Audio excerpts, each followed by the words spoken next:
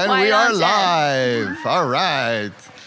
Thank you, everybody. Welcome, and I'm so happy that you are joining us today. My name is Russell KORUS. I am the co-founder and CEO of EZ365. This is a company that I formed about 3.5 years ago, right after the 2017 bull run, in response to the number of people that would reach out to me and ask me for help in getting into Bitcoin. So I wanted to do something to help facilitate mass adoption and make it easy for new users to enter this amazing space.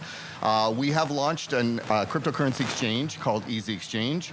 We have an esports and gaming component called EZ-Win. And we have a learning portal called EZ Academy that will be launching next year. Our newest division is called EZ NFT. And we're here today to talk about our Genesis project called Renaissance 2.0, where we try to bridge the gap between the traditional physical art world and this new amazing world of NFTs.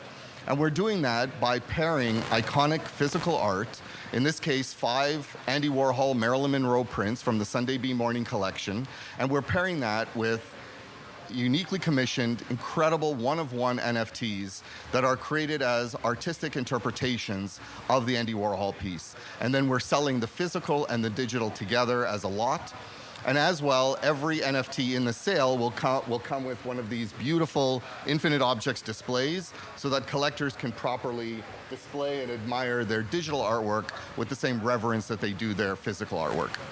Joining me today is JOYCE Chow, the creator of the iHollywood Film Festival, the first film festival to award NFTs to filmmakers, the first film festival to mint NFTs from their after party and rock concert. She's also a Cannes Film Festival veteran, Oscar qualified filmmaker, and award-winning journalist, producer, and director. She's a blockchain enthusiast since 2017 and a dear friend of mine. Thank you for being here, JOYCE. Thank you so much, Russell. I'm very excited to be here in this space with you. I mean, this is, well, what can I say? It's NFTs and it's blockchain. Does it get any more exciting than that? It does not for me anyway. I know, it's like, oh my gosh, I've been looking forward to this so much. But we are waiting for one of the artists to call in. Where is VESA?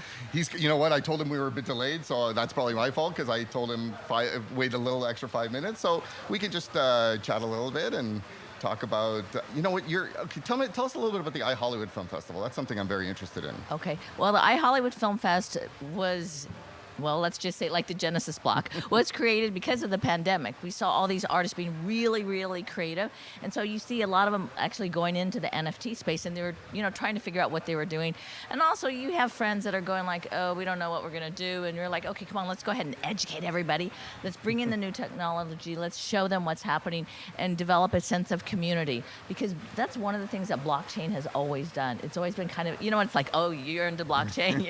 It's kind of like, okay, you have something in common. Yep. So it was to create something for the entertainment community because the arts have actually been really suffering, as you know, because of everything. And also with the NFTs and with the film festival, it was something that kind of unified. It's because we are very much, it's like, let's preserve the arts, let the arts live. What can we do to help the arts? Because the arts, if you want to call it for your soul, right? They're just good for your soul, right? And we need to support the arts. And of course, coming from Hollywood, right? I always think of iHollywood. It's like, what is the land of dreams? The land of dreams for the artists is like this fantasy world that they create and they put it on paper or they put it into something that they create. So that is, to me, so very, very exciting. And of course, with a film festival coming out of the pandemic and being on the forefront of technology, it's like you always want to be like, what can we do that's unique? There's a lot of film festivals out there. What can we do to bring that entertainment, that experience to people? So, to differentiate you and to make it, actually, as I say, let's just make it a lot more fun, right? Absolutely. Okay. And that's, and like you said, during the pandemic with the loss of live performances and a lot of artists suffering as a result, NFTs have empowered artists to be able to take back control over their creative outlet and give them a venue to connect with their fans, even remotely. So it's been an amazingly powerful technology for sure. I've seen so many artists. It's like when you listen to them, this is one of the most exciting times for artists. Now, whether you are a painter, a sculptor, right, a filmmaker, a musician. Musician, yeah. I mean, they're just like out of, you know what I mean? Yeah. They can't do it fast enough. And for them, a lot of it is like, how can we create it fast enough? And what can we do? What is the best way to do it? Because for a lot of them, it's really, really new. Yeah. So in a way, it's almost kind of overwhelming. And I'm really excited about the artists that you've selected here today because they're really, really unique. But I'm curious, okay, what made you want to do something like this? So this was my love of NFTs and the resistance that I hear a lot. So not just from the traditional art world, but from people in general. And I can appreciate the fact that it is difficult for some people to wrap their heads around how a digital-only asset has value. Right. I went through this 4 years ago with Bitcoin, and people didn't understand how Bitcoin could be worth something when it only exists on the internet or digitally. Yeah. And now we're going through this with NFTs. And so I wanted to offer something to both sides, and because there is still that big gap between the traditional art world that has not yet embraced NFTs. It's starting to with Christie's and Sotheby's doing some NFT Right. sales. That's helping, but I think a lot of traditional artists still are not ready to fully embrace this yet, and so I figured if you offer something that somebody from the traditional art world will appreciate, in this case, the Andy Warhol prints, and then you combine that with these amazing one-of-one NFTs, and then you sell them together, and you provide a way of physically displaying your NFTs in real life, you can really kind of bring that whole audience together. Yeah. And the idea is, I think every piece of physical art should be sold with a corresponding NFT at the very least, so that the purchase and the ownership and the scarcity is registered on the blockchain. I mean, that's one of the beautiful things about NFTs, is that it guarantees authenticity, it guarantees scarcity, and it guarantees ownership. And those are very powerful things. And so I see a merging of, physical IRL art and NFTs. And even when it comes to collectibles, we've had a lot of interest in Top Shot, NBA Top Shot over the last 6 months, and it's really kind of broken down the door to this new way of collecting, sports memorabilia or digital cards, if you will. And again, I see, in 5 years, every physical collectible, traditional trading cards, comic books, will all be sold again with a corresponding NFT. And the NFT will probably be where the value resides, because, you want to be able to preserve that. The great thing about it, that's the other thing, is you cannot ruin, you can't bend the corners, you can't fold it, you can't ruin the value by damaging the physical object. Every NFT is guaranteed, gem mint 10 and perfect quality. So if you have a comic book and people enjoy reading that in your hand, you'll buy the NFT, and you can, for a few dollars, you can order a printed version sent to your home, and that you can hold and you can enjoy and not worry about lowering the value. But when it comes time to sell, if that comic book increases in value, it'll be the NFT that holds that value. So this is just such a new time, and this technology, we're really in our infancy here with NFTs, and where this technology will be embedded in society 5 years from now, even we can't say, because it's too new.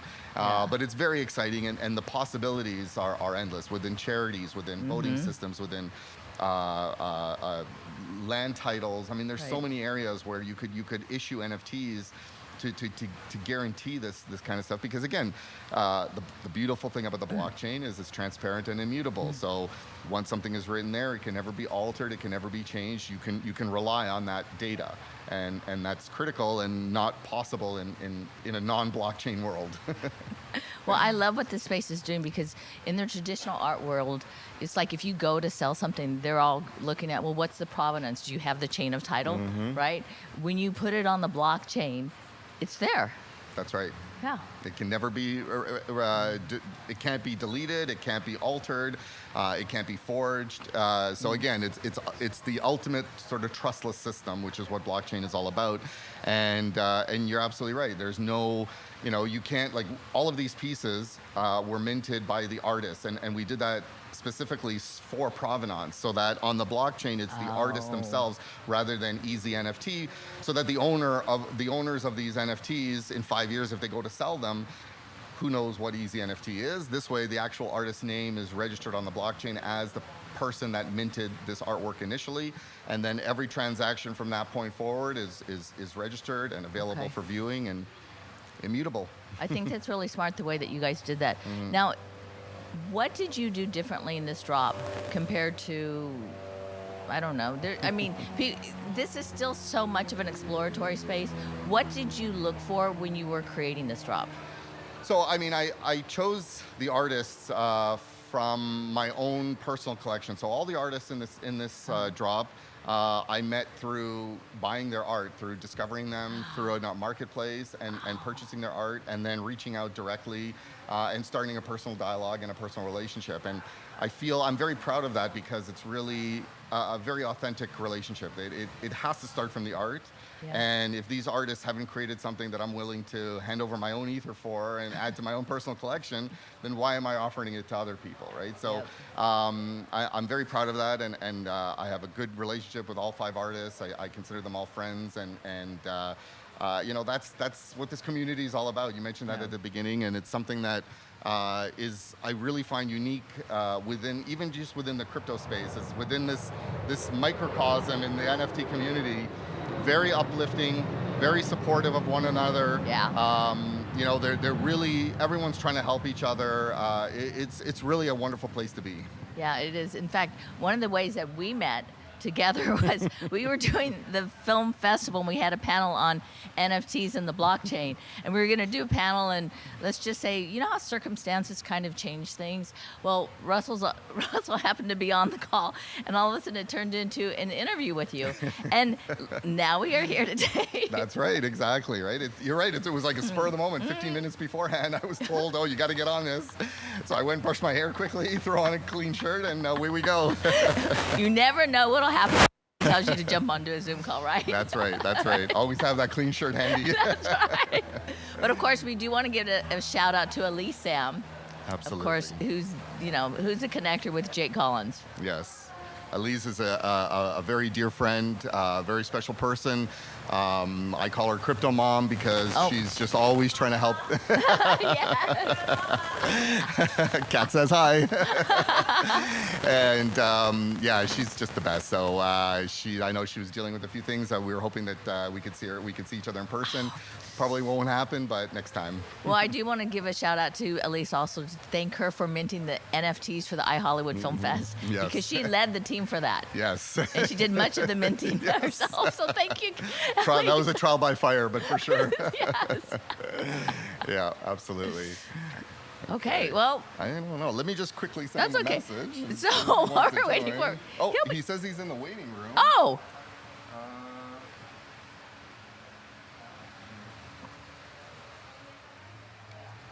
Do we have one of his pizzas? Oh, there we go. VESA!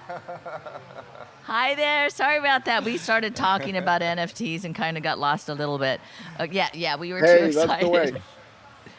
Let's see. Can we turn up the volume just a little bit so we can hear you better? Okay, there we go. VESA, where are you coming to us from today? I'm coming to you from Lakeside, Tampere in Finland. So it's a countryside place where I finally had a little moment to chill out after sprinting for about a year and a half. So I'm very merry, drinking a beer and watching a fire and now hanging out with you good folks. So I'm very, very fine. Thank you. Oh, it looks absolutely gorgeous. Yeah. And we've been sitting here looking at these NFTs, and your NFTs, I'm looking at it called The Liberation. Actually, it's right here. I'll bring one. Look at VESA. Oh, we're bringing it up. Perfect. Perfect timing. Okay, just on cue.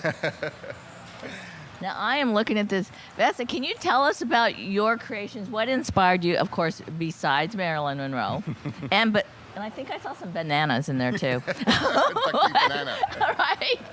Yeah, I was in Miami at the time when in 2019 at the Art Basel when the famous or infamous banana sold for that $115,000, and that was a watershed moment. And this art piece in many ways is about many watershed moments that have been happening for about 50 years in art.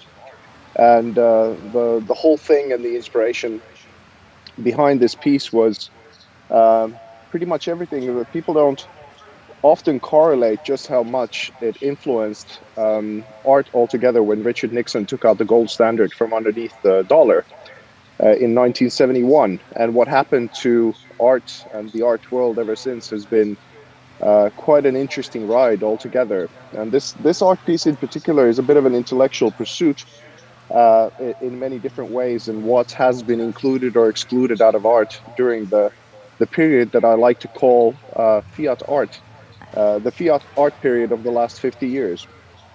And it asks some questions about, because we often as young people we come to the world innocent, we come to the world without having a real tangible understanding of what can be done to language as a signal. I mean, the famous Ceci ce n'est pas une pipe by René Magritte, which is the picture of the pipe, and you confuse a lot of art students by saying that, this is not a pipe, it's a picture of a pipe. So it's meant to be a signal, but it doesn't necessarily point to the actual thing that it says that it does. And the burden of history is often like young people are offered as cannon fodder to the avalanche that happens, and therefore there's a lot of weird faces. I'm supposing to millennials and Gen Ys and Zs, like Yuri Bezmenov, the KGB spy, and you have Richard Nixon and Karl Marx and many other figures that you wouldn't necessarily think that have much of an influence on art today. But they could be, in one way, you could say that they're the founding fathers of this fiat art period. And how that then relates to NFTs is, I suppose, a question of what is crypto art really? And what did it come to do after this period of 50 years, and what happened to it, and what are NFTs in correlation to that? And it poses a lot of questions, and it showcases a certain kind of worldview, and I'm not telling what to think to anyone. It's just been an interesting journey for me to kind of look at very interesting ideas and interesting people, and wonder why they don't so often enter into the art world anymore. That I'm a body painter myself, and it's arguable that body painting or cave painting are the oldest forms of art that we ever came up with. And there was a purpose to that. There was a function to art. And some of that then got lost along the way of what the pursuit of it all was. And it culminates in a certain kind of way into a banana in Miami. And then it also, it just might have gone a little worse on some parts with NFTs, and it might have just gotten a lot better with NFTs. So it poses an open question of what the whole thing is all about. Well, then we should ask you and throw it back. What is it all about? Well, it's an open question. It's often said that a good question is much better than even a great answer. And I quite honestly, that's too big of a question for someone like me to understand. What is life all about? I think ultimately that's what the pursuit of art is. It's about some transcendence. It's about when some people crawled out of the primordial sludge and tried to figure it out, and maybe they ate some strange mushrooms and looked at the Milky Way and found themselves to be a part of something grander than themselves, and maybe art was something that began like that. It was like, what it feels like to me is that we're stuck in these meat and bone bodies that are weird and gangly. Often they decay and die, and then you might have a profound experience with art. You might have a profound experience with ideas. You might have something so beautiful shown to you that it changes you forever. And I think this is the pursuit of art, and maybe it poses the question of whether we've lost some of that pursuit to something different. And maybe the era of fiat art could be described in a certain kind of way as it's maybe like fancy things for the jet set class, for the rich, what sort of Warhol pioneered that then transcended into Jeff Koons and Damien Hirst and so forth. And then on in another way, it's been sort of quite narrow political propaganda on the flip side of that coin. And maybe one question that this art piece poses is whether we could expand on that. Okay. Great question. Now, you touched on Richard Nixon and the gold standard, but you also have Karl Marx in there too. How has Karl Marx changed the art world? I think what Karl Marx tapped into is something that hasn't changed at all since Karl Marx, and you could even argue that in some places it's gotten a lot worse, is that I approach this psychologically a little bit more rather than ideologically, and it's maybe something to do with resentment, and it's a powerful emotion that a lot of tyrants in the world have risen to power with, and they sort of stir up. Sometimes rightfully so, and sometimes propagandistically, they make people feel like there's a lot to be in anger about or bitter about in life. And Karl Marx was certainly one who was very good at flaming those fires. And right now, it does feel like a lot of academia, a lot of media, a lot of people all over the world either have legitimate reasons or then perhaps propagandistic reasons to inflame people even further into those fires. And we don't really know what the result of that is, but it's, if something is fueled by resentment, it's usually never something good. And there are some characters who talk about self-reliance and personal responsibility, and despite the brutality of life, trying to find silver linings and a different kind of way of looking at that. And maybe that was the function of religion or spirituality to begin with. And as we all know, all of that's pretty much gone from the West in many different kind of waves. But you have people like Terence McKenna and others, and the psychedelic revolution that was the 60s. And there was a sort of movement to revitalize all of that kind of stuff. And I still resonate with a bunch of that stuff, and hoping maybe more and more people will find their way out of resentment and into a vein of figuring their lives out, because it does seem like a better way. Mm-hmm. So, as an artist, where do you see NFTs going in the future, and how would you like your art to affect the NFT world? Well, I see it. I see it as a liberation of a whole class of creative people. It really, we haven't had anything like that in the history of the world. And these miracles that I'm sitting here by Lakeside, Helsinki, talking to you in hot, I presume, Los Angeles. Very hot. In a CryptoJazz Festival, no less, is pretty incredible. And the future possibilities of all of this is that you can now have a 3D animator, let's say, someone who works at Disney, who might have had a few great character ideas or something like that, but it might take you 5 years to push through a movie and a character and something like that, and you have to employ 800 people in order to make something happen in the animation world. And now all of a sudden, these people can just make something and upload it directly to the NFT market, and who knows, those might be the new springboards to get new Pixar movies made, as well as an income to people or an avenue to creatives who might be, or you could be in Bangladesh. You just get an access to something, and all of a sudden you're in a marketplace without borders, where people resonate with your story and they resonate with what you're doing. Or you can just upload a drum beat, or you can figure out new ways to do all of this. This is if we utilize it right. And let's say any individual can find their own creative output in a digital realm like this, and maybe find a way to make a living. And I think to all of that, what I just said about resentment, maybe altogether this is a tool to alleviate a lot of people's pain of existence and that resentment, really, because they'll all of a sudden tap into the vein of the world that crypto is opening. It's like opening the financial arteries of the world again. That's Amazing. what it means to me. It is amazing. Yeah. Can I ask about? Can I ask you about the artwork that you created for the collection for Renaissance 2.0? Yeah. Like the size of it, the medium. Well, he's got his own. So VESA has a unique process, and he's been creating digital art since before there existed a blockchain to put them on.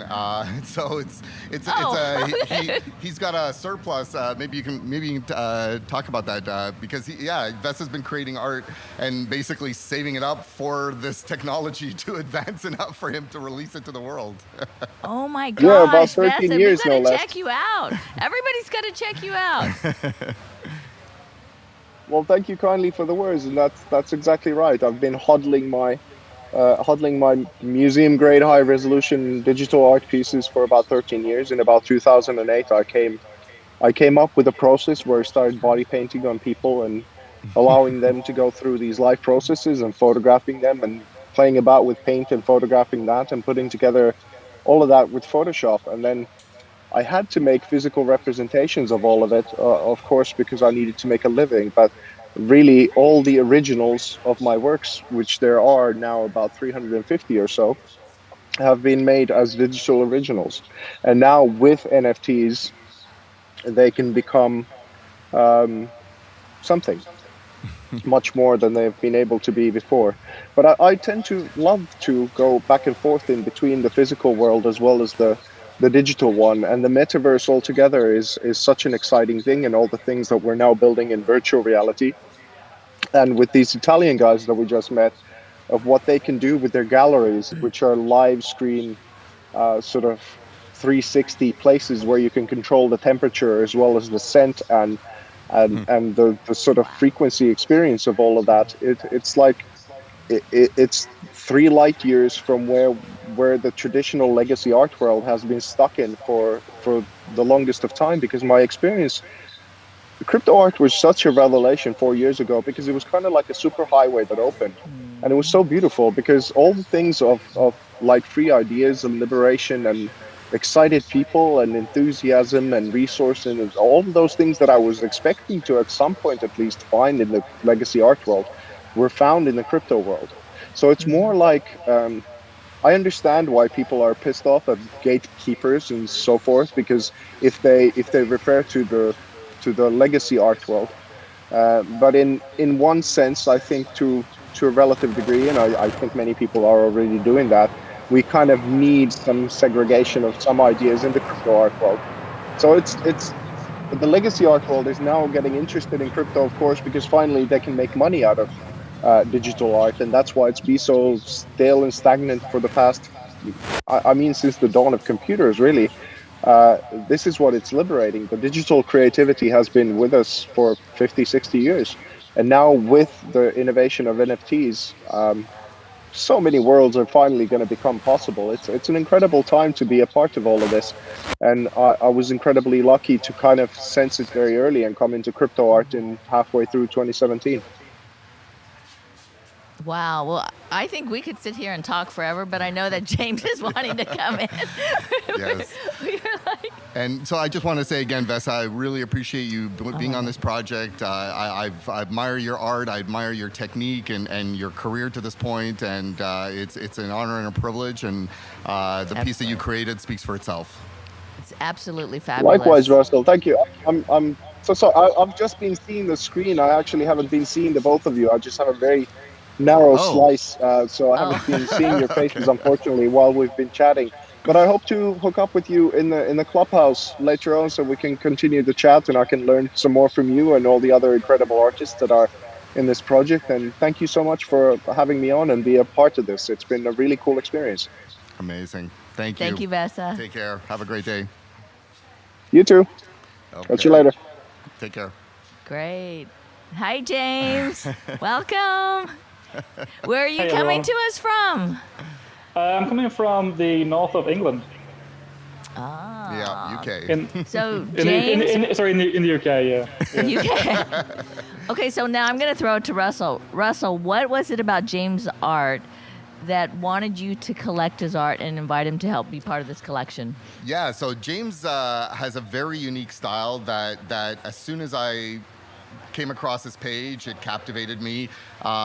He likes to. I'm sure he'll go into this as well, but he likes to juxtapose themes of love and death, which you don't normally go together very well, but he makes it work. And I bought one piece from him that I loved, which was essentially two skeletons in embrace with little hearts coming off of them.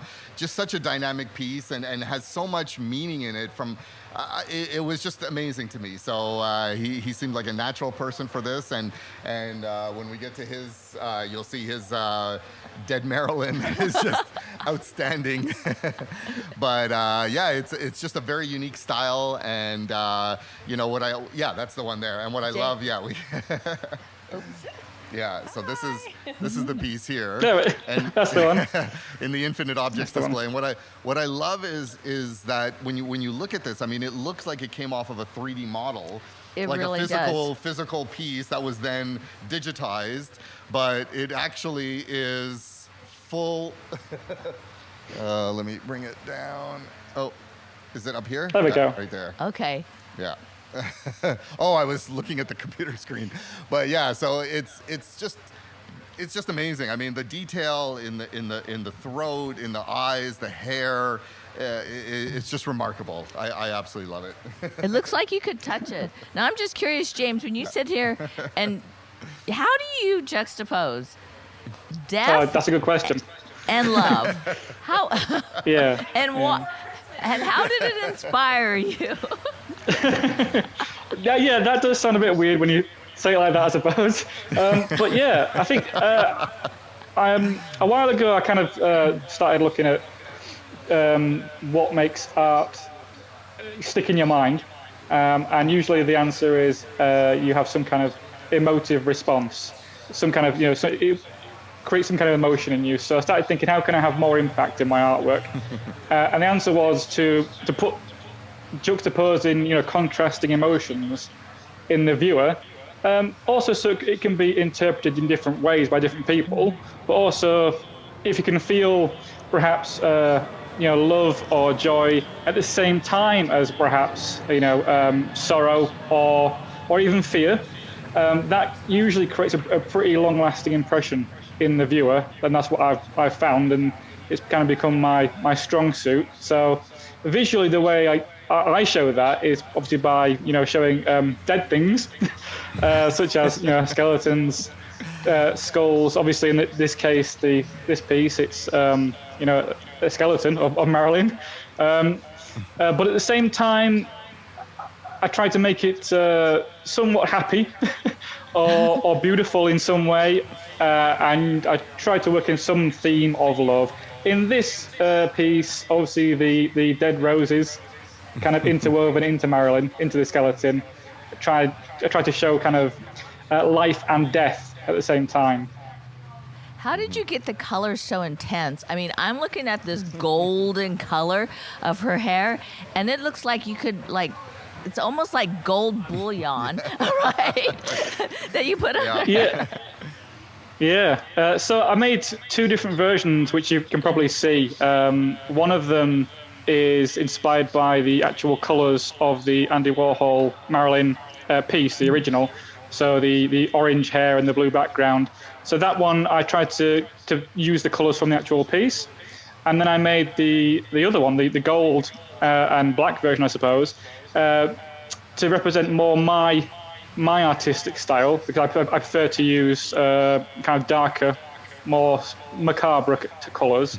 But I also chose gold to represent value in a sense, because obviously this is an NFT and it's going to be auctioned. So it kind of shows value being the gold part in the death being the darker, blacker part of it. So yeah, it's an interesting mix. Again, it's supposed to kind of show you two different emotions, black and gold, death and sadness, but also, shiny, happy gold. And I'm looking at it, and I'm looking at the colors. What did you use? I mean, it looks like black titanium, and is there real gold in there, or platinum, or silver like gold? Well, yes, I did actually emulate, black painted steel, And I Yeah. was trying to get close to gold as possible, yeah, without being too crazy. It's a really good point, James, that you bring up, and Joyce, that if you think of what is the purpose of art, like if you really want to drill down, it really is to evoke some sort of emotion. I mean, all the best art in the world, that's really, whether it's negative or positive, but what you don't want as an artist is somebody looking at your artwork and getting bored and not having any emotion, right? So that's right. That's what I think. That's what James really does so well with these pieces, is that there's